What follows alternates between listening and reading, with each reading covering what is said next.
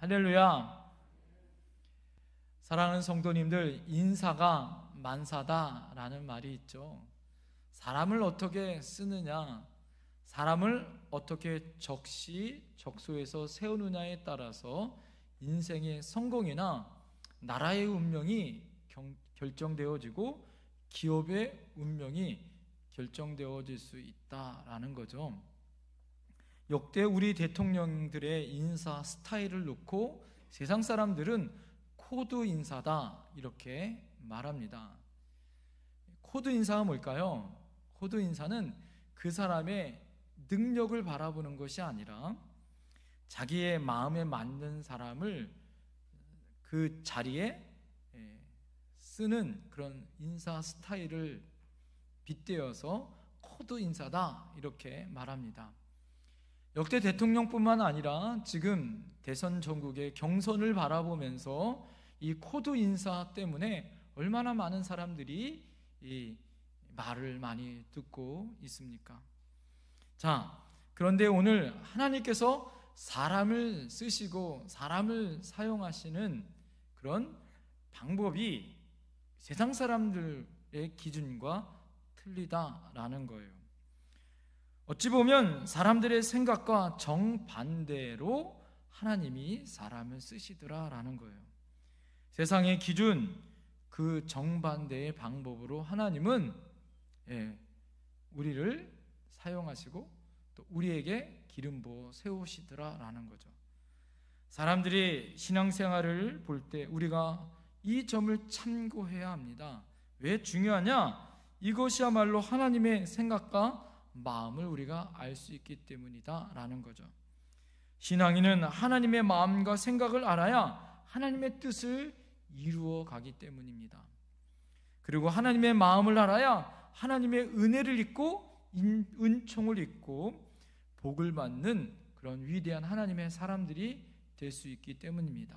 자, 그러면 하나님은 어떻게 하나님의 사람들을 쓰시고 어떤 방법으로 하나님은 그들을 세우실까요? 첫 번째는 한번 따라해 보시겠어요? 하나님은 1등보다 꼴등을 세우신다. 하나님은 1등보다 저 끝에 있는 꼴등을 세우신다라는 거예요. 사람들은요, 세상 사람들은 뭐예요? 1등만 기억해요. 어떤 사람이 그런 말을 하더라고요. 세상은 더럽게 뭐요? 1등만을 따진다라고 그렇게 말하는 속된 말을 하는 사람들이 있습니다. 이 세상 사람들은요 1등, 엘리트, 천재만 대우받습니다. 사람들은 무조건 그 사람들이 초인류 국가를 만들 수 있다라고 생각되어지죠. 그런데 하나님은요 정반대의 방법을 구사하십니다. 오히려 꼴찌와 실패자와 낙오자들을 살피고 그를 들어 쓰시더라라는 거예요. 예를 들어 오늘 본문에 보면 하나님께서 이스라엘 나라의 왕을 두 번째 왕을 세우실 때에 다윗을 하나님이 택하십니다. 이 다윗을 택하는 본문을 오늘 말씀해 주고 있어요. 그때 당시에 사무엘이 하나님의 선지자로 그 사명을 감당했습니다. 그래서 하나님께서 왕을 세울 때 선지자를 통하여 기름 부어 세웠어요. 그런데 사울왕이 하나님의 눈밖에 나왔죠. 그 다음에 두 번째 왕을 세울 때 하나님이 이새의 집으로 사무엘을 보냅니다. 이새는 다윗의 아버지죠. 이새의 집에 갈 때 그 아들들을 모으라라고 명령을 하여 아들들이 모였어요. 사무엘이 마음에 생각하기를 아들들이 모인 그곳에 하나님의 마음에 맞는 사람들이 있을 거다 생각했습니다. 하나님이 이스라엘 왕으로 삼는 사람은 얼마나 잘생겼을까 이렇게 생각했을 거예요. 왜 그랬냐면 초대 왕이었었던 사울은 다른 사람보다 키가 더 컸어요. 어깨 위나 더 크는 기골이 장대에 있었던 사람이요 외모가 준수했습니다. 첫 번째 왕인 사울이 그랬기 때문에 분명히 두 번째 왕 또한 그런 키도 크고 또 얼굴도 잘생기는 그런 준수한 외모를 가진 사람이었을 거다 생각했을 거예요. 그래서 하나님의 명령을 받아 여러 지파 중에 보니까 유다 지파인 거예요. 그 당시에 유다 지파가 인구가 많았거든요. 그래서 지파는 마음에 들었을 거예요, 생각으로는. 그런데 그 중에 이새라는 집에 가보니까 아들들이 많아요. 자기가 갔을 때 6명의 아들들이 그곳에 있었습니다. 하나님 앞에 6명의 아들들에게 기름을 부어서 세우려고 하죠. 그럴 때마다 하나님이 뭐라고 얘기해요? 아들들을 볼 때마다 마음에 너무너무 드는 거예요. 하나님, 이 아들입니까? 그런데 하나님 뭐라고 하세요? 아니다. 하나님, 그러면 이 아들입니까? No, 아니다라는 거예요. 그래서 몇 번째까지 간 거죠? 마지막 6번째 아들까지 가요. 그 아들이 오늘 성경에 나와 있는 엘리압이에요. 그 아들을 보니까 오늘 성경에 뭐라고 얘기합니까? 오늘 여러분 성경을 말씀을 보세요. 6절 말씀을 보세요. 그들이 오매 사무엘이 엘리압을 보고 마음에 이르기를 뭐라고 얘기합니까? 여호와의 기름 부으실 자가 과연 주님 앞에 있도다. 이렇게 고백합니다. 주님 앞에 기름 부을 받을 자가 여기 앞에 있다라고 너무 마음에 쏙 드는 거예요. 왜 그랬냐면 마지막 아들이었기 때문에. 자, 그런데 하나님이 아니다라는 거예요. 그러면서 사무엘에게 이렇게 말씀하십니다. 세상 사람들은 키와 용모를 보지만 나는 세상 사람들이 보는 기준이 아니라 나는 무엇을 본다? 나는 중심을 본다라고 사무엘에게 말씀해요. 그래서 사무엘이 이새에게 말합니다. 다른 마지막 아들은 없냐라고 얘기하죠. 그때 이새가 말지 아들, 막내 아들이 있는데 지금 어디 갔다고 얘기합니까? 양을 치러 갔다라고 이야기해요. 여러분 생각을 해보세요. 오늘 이 야곱이라는 사람, 그 다윗이라는 사람이 얼마나 무시를 당했으면 사무엘이 모든 아들은 다 뭐라고 했을 때 아버지 이새가 생각하기를 다윗은 뭐예요? 왕감이 아니다 생각한 거죠. 그러니까 너는 가서 뭐 하라는 거예요? 양이나 치라라는 거죠. 아버지의 무시를 받았었던 이 다윗이에요. 여러분, 그런 그 자리에도 부르지 못했었던 그가 하나님의 기름 부음을 받아 이스라엘 나라의 왕이 되어졌습니다. 여기서 보면 하나님의 생각은 세상 사람들의 생각과 다르다라는 것을 발견하죠. 사람들이 바라보는 것은 잘생긴 것, 뛰어난 것, 1등을 좋아합니다. 우리나라도 뭐예요? 2등은 별 볼 일 없이 생각해요. 그래서 세상 사람들은 뭐예요? 많은 사람들이 1등만을 생각하기에 대부분의 9의 사람들은 소외당하거나 낙심합니다. 실망감에 살아요. 여러분 사회도 마찬가지 아닙니까? 회사원을 뽑을 때도 제일 먼저 학교를 봐요. 학벌을 봅니다. 성적을 봐요. 생김새를 봅니다. 그 사람이 가지고 있는 실력을 바라봐요.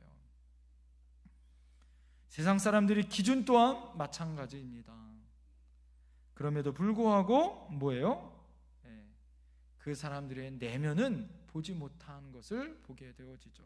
그래서 요즘에는 학벌보다는 그 사람이 얼마나 내면을 가지고 있는지를 변별력 있게 보려고 많은 입사 기준이 틀려진 것을 보게 되어집니다. 그럼에도 불구하고 지금도 세상 사람들은 그것을 보게 되어지지 않을까요? 그 사람이 어느 지역 사람인지, 어디 출신인지, 공부를 얼마나 했는지, 부모는 누군지, 사회적인 스펙과 가지고 있었던 모든 배경들을 보고 평가합니다. 그런데 하나님은 그 사람을 볼 때, 그 사람을 택할 때 세상 사람들과 다르다라는 거예요. 오히려 하나님은 1등보다는 엘리트보다는 꼴찌에 더 깊게 하나님은 바라보고 계십니다. 1등하는 사람, 엘리트, 유능한 사람보다는 뭐예요? 꼴찌하는 사람들은 아주 면밀하게 살펴보셔요. 그 꼴찌 하는 사람들이 공부를 못하지만 그 사람이 얼마나 순박한지, 얼마나 순수한지, 속도는 느리지만 그 사람이 가지고 있는 내적인 힘이 얼마나 강한지, 마음의 여유는 있는지, 최선을 다하는 삶을 살고는 있는지를 바라보시는 거죠. 세상 사람들은 꼴찌하면 무조건 무시합니다. 공부를 못한 사람들, 못한 사람들 인생의 낙오자처럼 여겨요. 그래서 뭐라고 얘기합니까? 좋은 대학, 인류대학, 서울에 있는 대학 못 들어가면 인생 낙오자처럼 우리가 생각될 때가 있더라라는 거예요. 그래서 오늘 꼴찌하는 자, 가난한 자, 배경 없는 사람, 돈 없는 사람, 그런 사람들은 흙수저라고 이야기합니다. 아무리 노력해도 소망이 없다라는 거예요. 그래서 어떻게 합니까? 빈익분, 부익부 이렇게 얘기합니다. 많은 사람들이, 많은 청년들이 나면서부터 상실감에 빠져 있어요. 나의 부모는 왜 이렇게 돈이 없고 가난한지를 원망하기 시작합니다. 그런데 오늘 여러분 본문에 나와 있는 다윗을 보십시오. 하나님이 다윗을 사용하신 것은 그가 잘나서가 아니에요. 그가 똑똑해서도 아닙니다. 그가 지금 어느 때에 기름 부음을 받는지를 여러분 보셔야 되는 거예요. 그가 위대한 하나님의 골리앗을 죽였을 때가 아닌 거예요. 어느 때죠? 그가 맨 말째 때, 막내 아들 아버지에게도 무시당하는 그럴 때 하나님은 그를 택하여 기름 부었더라라는 거. 할렐루야. 예수님은 아직 우리가 죄인 되었을 때 우리를 구원하시는 줄 믿습니다. 할렐루야. 하나님 앞에 막내 아들로 버림받았었던 이 다윗은요, 이 이새에게도 버림받았을 뿐만 아니라 그 두 번째 장인 어른이었었던 사울에게도 버림을 받았잖아요. 자기 장인어른 아버님이라고 부를 수 있는 그 사울에게도 버림을 받아요. 사랑하는 성도님들, 그렇지만 하늘 아버지는 결코 다윗을 버리지 않았습니다. 할렐루야. 세상 사람들이 여러분을 무시하고 꼴찌고 가진 것 없다고 무시할지라도 하나님은 절대 우리를 무시하지 않아요. 우리를 버리지 않습니다. 오히려 그곳에 우리에게 관심과 초점이 있어요. 우리에게 빈들일 때, 날이 어두워질 때, 아무것도 할 수 없는 그 시간에 하나님은 일하시는 거죠. 하나님이 굳이 양을 치는 이 막내 아들을 불러 왕으로 기름 부음 받을 그런 자격 있는 자로 굳이 그렇게 부르지 않아도 되잖아요. 사람들이 바라보는 생김새 좋고 집안 좋고 그런 똑똑하고 가진 것 있는 그런 사람 세워서 왕으로 삼아도 되잖아요. 그런데 하나님은 외모와 키를 보지 않고 그 마음에 뭐를 보셨죠? 중심을 보시는 거예요. 이게 하나님의 기준이다라는 거예요. 사랑하는 성도님들, 이것이 우리의 소망인 줄 믿습니다. 하나님은 여러분의 중심을 보시는 줄 믿습니다. 할렐루야. 그러기에 세상이 바라보는 기준이 아니라 하나님이 바라보는 기준으로 살기에 우리는 소망이 있는 거더라라는 거예요. 자, 두 번째, 하나님이 바라보시는 기준은 무엇이냐? 따라합니다. 하나님은 작은 겨자씨를 중시하십니다. 겨자씨 안에는요, 작음의 상징이 있습니다. 작다라고 예수님이 비유할 때 복음서에서 겨자씨의 비유를 비유하죠. 너에게 겨자씨 같은 믿음만 있어도, 예수님 이렇게 비유합니다. 예수님께서 이 작은 겨자씨를 통하여 땅에 심겨질 때 적지 않은 놀라운 역사가 나타나죠. 그것이 자라 나무를 이루고 숲을 이뤄 새들이 깃들고 그것에 쉼터를 만드는 그런 놀라운 역사가 있다라고 예수님 말씀하십니다. 사랑하는 성도님들, 작은 겨자씨를 통하여 예수님이 무엇을 말씀하셨을까요? 우리가 가지고 있는 작은 가능성들, 작은 것을 통하여 하나님의 놀라운 역사가 나타날 것을 저는 믿습니다. 우리에게, 여러분, 제가 말씀을 준비하면 이런 소망이 있어요. 영태리에 무슨 선한 것이 있겠느냐. 세상 사람들은요, 베들레헴에 무슨 선한 것이 있겠느냐. 많은 사람들이 그렇게 생각했고, 많은 사람들이 나사렛에 무슨 선한 것이 있겠느냐, 이렇게 무시하는 동네였어요. 그렇지만 하나님은 그 무시당하는 동네, 무시당하는 곳에 하나님의 놀라운 역사와 기름 부으심이 있는 줄 믿습니다. 사랑하는 성도님들, 여러분이 작습니까? 가진 것이 없습니까? 부족합니까? 오히려 여러분이 작은 것, 부족한 것을 왜 하나님이 귀중히 여기시느냐? 세상 사람들은 무엇을 볼까요? 양과 부피를 봅니다. 크기를 봅니다. 많은 것을 봅니다. 저희 아내와 제가 시장에 가면요, 특히 과일을 고를 때는 시간이 오래 걸려요. 왜 그럴까요? 싸고 좋은 것을 골라야 되잖아요. 오렌지를 고를 때도 여러분 어떤 것을 골라야 될까요? 저희 아내한테 얘기를 들었어요. 무조건 큰 것을 고르래요. 빛깔이 좋은 걸 고르래요. 또 하나, 뭘 고르라는지 아세요? 무게를 들어보라는 거예요.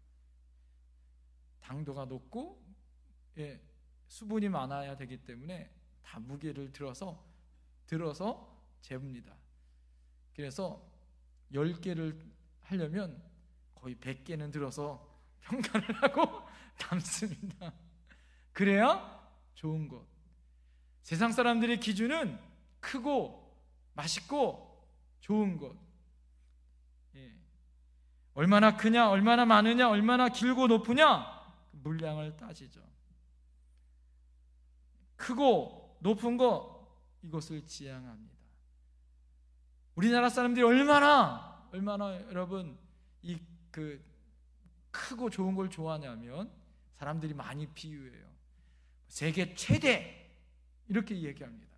세계 최대가 안 되면 동양 최대 이렇게 이야기합니다. 우리나라 최대, 이것을 자랑하죠. 그런데 하나님의 기준을 보십시오. 예수님의 기준을 보세요. 예수님의 기준은 겨자씨다라는 거예요. 왜 겨자씨가 중요하냐? 따라합니다. 겨자씨 안에는 생명력이 있습니다. 이것을 말씀하시는 거예요. 하나님의 기준, 예수님의 기준은 작지만 얼마나 그 안에 생명력이 있느냐를 보는 거죠. 앞에 여러분 아름다운 꽃이 있습니다.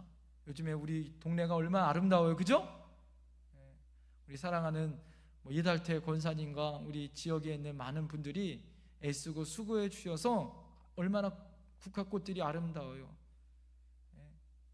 그런데 여러분, 이 국화꽃이 어떻게 시작되어졌죠? 작은 씨에게서 시작되는 거죠. 농부가 씨를 뿌릴 때 무엇을 바라보고 씨를 뿌리죠? 열매와 그 안에 담겨져 있는 놀라운 가능성을 바라보며, 특별히 그 안에 생명력이 있는 것을 바라보며 씨를 심는 거예요. 할렐루야. 예수님은 작은 겨자씨 안에, 이 겨자씨가 위대한 것은 그 겨자씨가 끼어지고 부서져서 아름다운 무엇을 맺히기 때문에? 풍성한 열매를 맺히기 때문에. 할렐루야. 우리 교회 표가 뭐예요? 영원한 생명이 태어나 자라고 열매 맺는 교회. 그래서 영태교회. 할렐루야. 여러분, 우리 안에 아름다운 가능성이 있어야 할 줄 믿습니다. 여러분, 세상에 사람들이 이야기해요. 영태리에 무슨 선한 것이 있겠느냐? 아니요, 영태리에 선한 것이 있습니다. 왜요? 영태교회가 있기 때문에. 할렐루야. 영태교회 성도들이 있기 때문에. 할렐루야. 영태교회 안에 예수의 생명이 있기 때문에 선한 것이 있을 줄 믿습니다. 여러분, 우리는 가능성이 없어요. 연약해요. 부족해요. 그렇지만 우리 안에 예수의 생명이 있으면 놀라운 하나님의 역사가 나타날 줄 믿습니다. 세상 사람들은 뭐예요? 얼마나 많이 배웠느냐, 얼마나 많이 가진 것이 있느냐, 그것을 따지죠. 그래서 많은 사람들이 출세하고 성공하기 좋아합니다. 여러분, 그것만 좋아합니까? 출세하고 성공해 보세요. 요즘 장관 되려고, 대통령 되려고 얼마나 노력해요. 그러다가 폐가 망신한 사람들 요즘에 우리가 얼마나 바라옵니까? 먼지 털어 털끝 하나 안 나오는 게 어디 있어요? 많은 사람들이 장관 되려고 대통령 되려고 그러다가 요즘에 뭐예요? 얼마나 정말 폐가 망신한 것을 바라봅니다. 많은 사람들이 부자 되려고 노력해요. 그렇게 부자 되어서 자손에게 물려줍니다. 그런데 자손에게 물려줘서 고생 안 하고 살았던 재벌 2세 3세들이 벌어지고 있는 일들을 보세요. 땅콩 회항을 바라보면서 고생 안 하고 자란 그 자녀들이 세상 사람들에게 취하고 있는 행동을 바라보세요. 오히려 고생하고 희생하고 아파했었던 그것이 우리에게 좋은 양학이 되어지고, 여러분, 우리 인생을 풍요롭게 하고 인생의 의미를 깨달을 수 있다는 걸 여러분 기억하셔야 될 줄 믿습니다. 많은 사람들이 이뻐지려고 노력해요. 많은 사람들이 건강해지려고 얼마나 애를 쓰는지 몰라요. 살을 빼려고 노력합니다. 이뻐지려고 성형합니다. TV에 나오는 많은 연예인들을 바라보면서 부러워합니다. 그것이 다일까요? 살 빼려고 어떤 사람들은, 모델들은 거식증에 걸려서 빼도 나중에는 굶어서 죽는 일들이 있고, 우울증에 걸리는 사람들이 있고, 오히려 TV에서 우리에게 즐거움을 주는 사람들은 뭐예요? 조금 못생겼지만 오히려 코미디언이나 개그맨들이 우리에게 진짜 즐거움을 주지 않나요? 오히려 이쁘고 잘생긴 사람들 보면 뭐예요? 위화감 느끼잖아요. 우리 아이들이 잘생긴 사람 바라보다가 저를 바라볼 때마다 아빠는 왜 이래? 이런 모습을 바라볼 때마다 뭐예요? 위화감 느끼잖아요. 네? 그런데 뭐예요? TV에서 뚱뚱하고 못생긴 사람 바라보면서 뭐예요?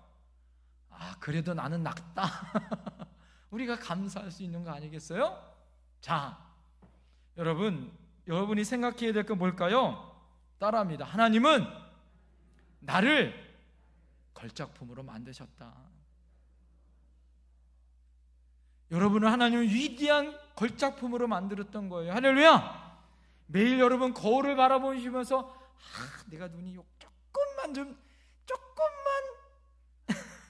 코가 조금만, 여러분 이렇게 생각하지 마시고 매일 거울을 바라보시면서 하나님이 나를 이렇게 걸작품으로 만들었구나, 감사하다. 여러분 그렇게 바라보셔야 돼요. 할렐루야! 따라합니다. 옆에 사람 바라보세요. 하나님은 당신을 위대한 걸작품으로 만드셨습니다. 할렐루야! 하나님이 위대한 걸작품으로 만들어서 위대하게 하나님이 여러분을 만드셨어요. 하나님은 결코 우리들이 많은 것이 있다고, 많이 배웠다고 그것으로 평가하는 것이 아니라 그 안에, 그 중심 가운데 예수의 생명이 정말 있느냐를 바라보시는 거죠. 하나님이 원하시는 것은 생명력이 있느냐, 그래서 살아있는 그 정신을 가지고 있고 순수한 마음을 가지고 하나님 말씀에 순종하는 삶을 살고 있느냐가 우리를 바라보시는 기준입니다. 하나님은 우리에게 그것을 원하세요. 그것을 통하여 하나님은 우리에게 역사하십니다. 다윗은 어떤 사람이었어요? 그는 연약한 사람이었잖아요.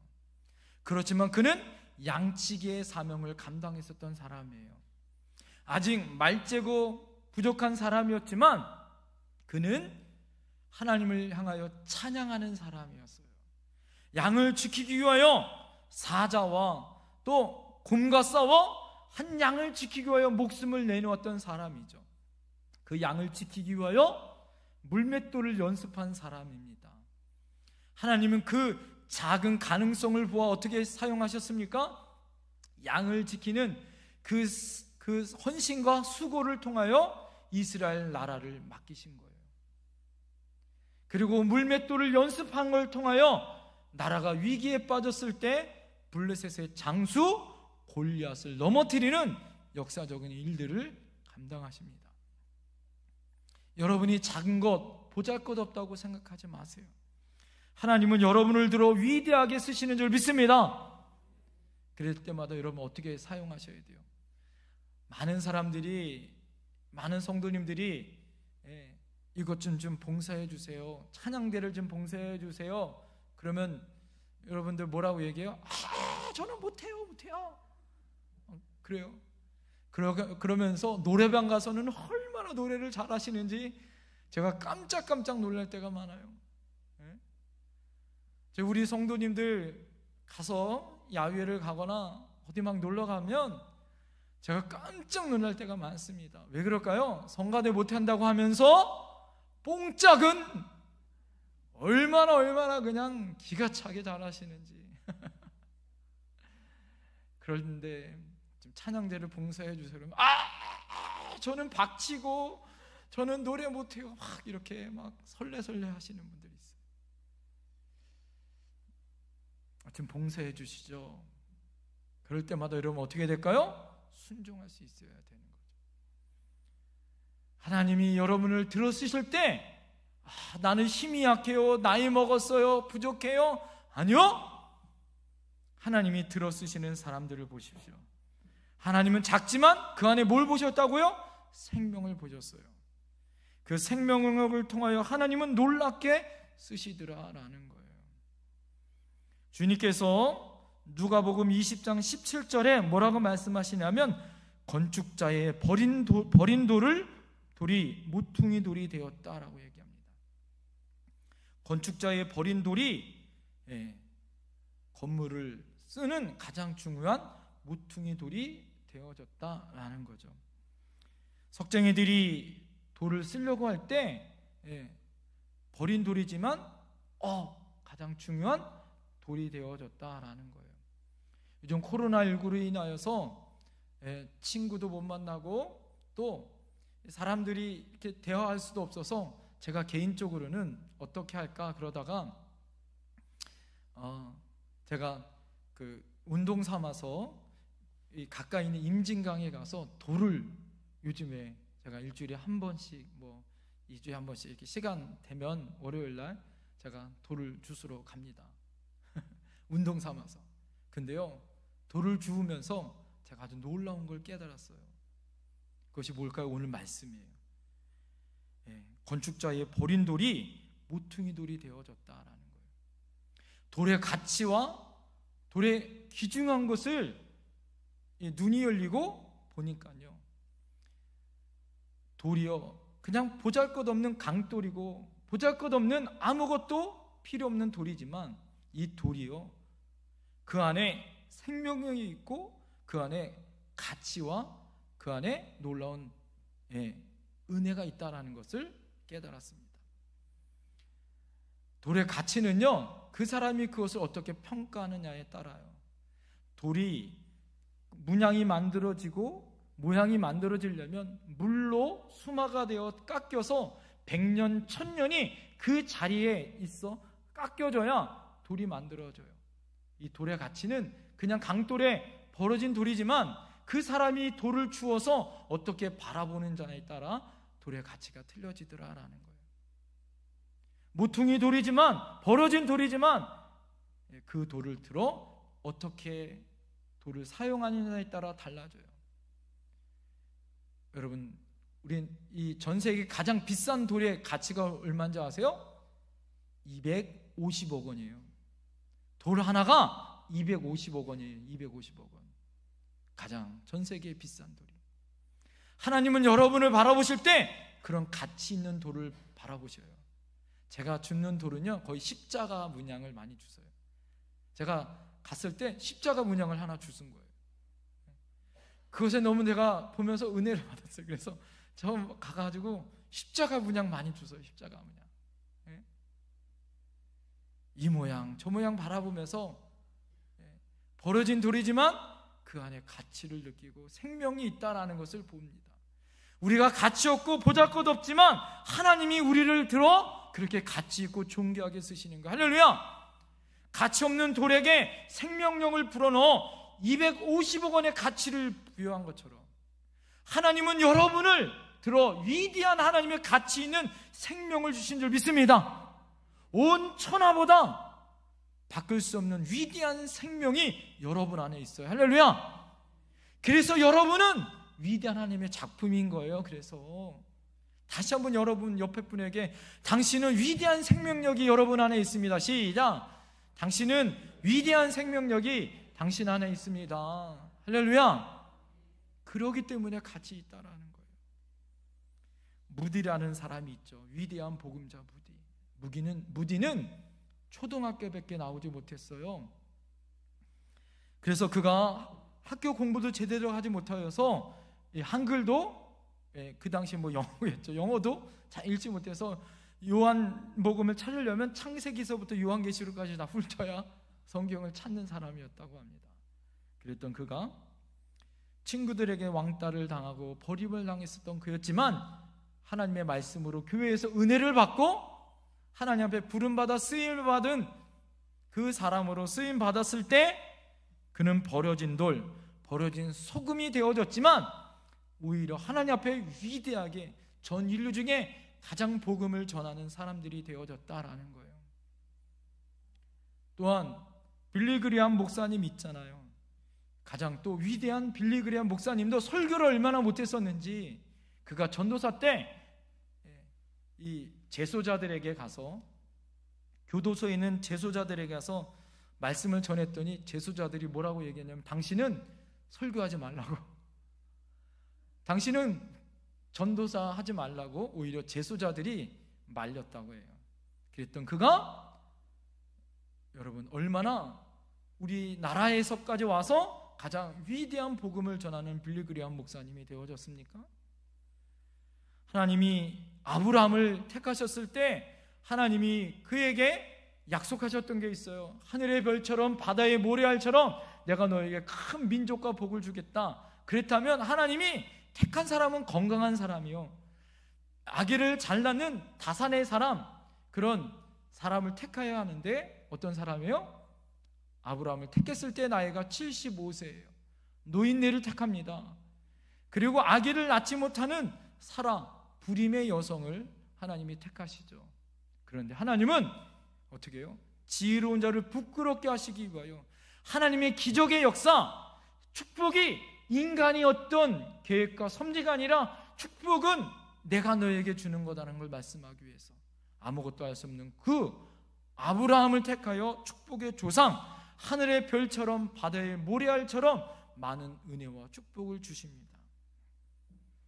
하나님이 바울을 택할 때도 바울은 설교를 잘했던 사람이 아니에요. 그가 고린도 교회에서 설교회 때 얼마나 설교를 못했었는지 설교가 길었던 거예요. 그러다가 밤에 어떻게 했습니까? 졸다가 떨어져 죽었던 사람이 있어요. 감사한 것은 저는 아직까지 졸다가 누가 떨어져 죽었던 적은 없습니다. 그랬던 그였지만 하나님은 그를 들어 위대한 하나님의 사람으로 사용하시더라라는 거죠. 엘리사, 그는 시골에서 밭 갈았었던 사람 아니에요. 제자들 모두 다 시골에서 고기 잡았던 사람들이에요. 요셉과 마리아도 시골에서 초라하게 가난한 사람들이에요. 사랑하는 성도님들, 하나님의 사람들, 위대한 사람들은 다 부족한 사람들, 연약한 사람들이에요. 그렇지만 그 안에 생명이 있었어요. 믿음이 있었습니다. 하나님에 대한 말씀에 대한 순종이 있었어요. 할렐루야.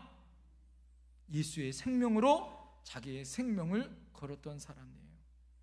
저는 오늘 하나님 앞에 여러분에게 이렇게 도전드리고 싶어요. 하나님, 우리 영택교회가 연세도 많으시고 선한 것이 없다고 사람들이 바라볼 수 있다라고 생각되어집니다. 그렇지만 이 안에 선한 것이 있어요. 할렐루야. 하나님은 꼴찌를 통하여, 하나님은 위대한 사람을 통하여, 지혜로운 자를 통하여 여러분 어떻게 합니까? 부끄럽게 하셔요. 할렐루야. 하나님은 오히려 부족한 사람들을 통하여 위대하게 쓰십니다. 하나님은 우리에게 순수하고 충성하고 어떻게 헌신을 다하는 그런 사람을 통하여 하나님이 역사하십니다. 한 예언만 하고 말씀을 마칠게요. 어떤 강도가 집에 침범을 했습니다. 침입을 했어요. 그 당시에 여자분 하나만 있었던 거예요, 집에. 연로하신 우리 권사님 정도의 연로하신 분이 있는 거예요. 근데 눈이 딱 마주친 거예요. 강도가 손들어! 칼을 들고 손들어! 그런 거예요. 그랬는데 이 여자분이 손 하나만 이렇게 든 거예요.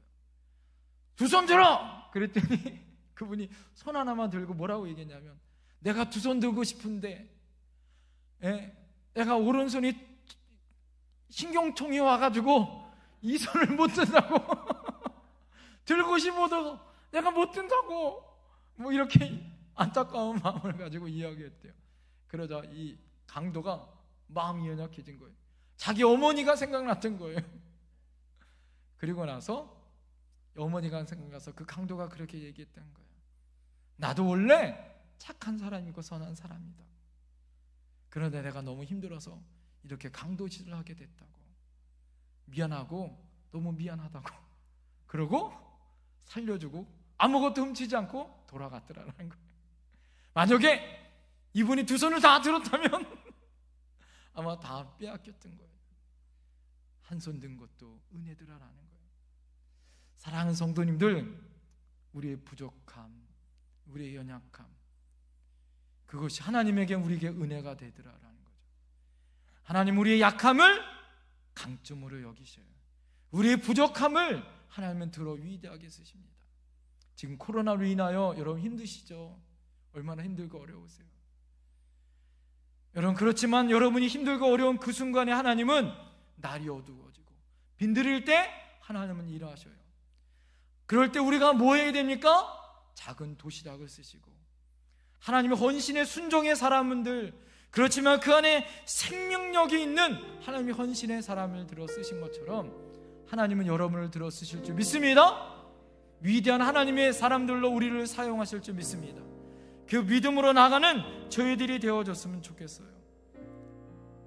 베드로를 들어 나를 따라오라고 말씀하셨고, 75세에 아브라함을 통하여 친척과 아비 집을 떠나라고 말씀하고 있고, 엘리야를 통하여 쟁기를 부수고 소를 잡고 있는 동네 사람들과 잔치하고 길을 떠나라고 우리에게 말씀하고 있습니다. 여러분, 우리에게 하나님은 순종과 말씀을 말씀해주고 있어요. 오늘 여러분이 이렇게 결단했으면 좋겠습니다. 주님, 그렇습니다. 나는 연약해요, 부족해요, 나이도 많아요, 힘도 없어요. 그렇지만 하나님은 나를 쓰실 줄 믿습니다. 하나님은 작은 겨자씨의 생명을 들어 새가 깃들고 하나님 위대하게 쓰십니다. 우리 교회가 그런 교회가 될 줄 믿습니다. 내 가정이 그런 가정이 될 줄 믿습니다. 내가 그런 믿음의 사람이 될 줄 믿습니다. 우리 다 같이 주여 한번 외치고 결단하며 기도합니다.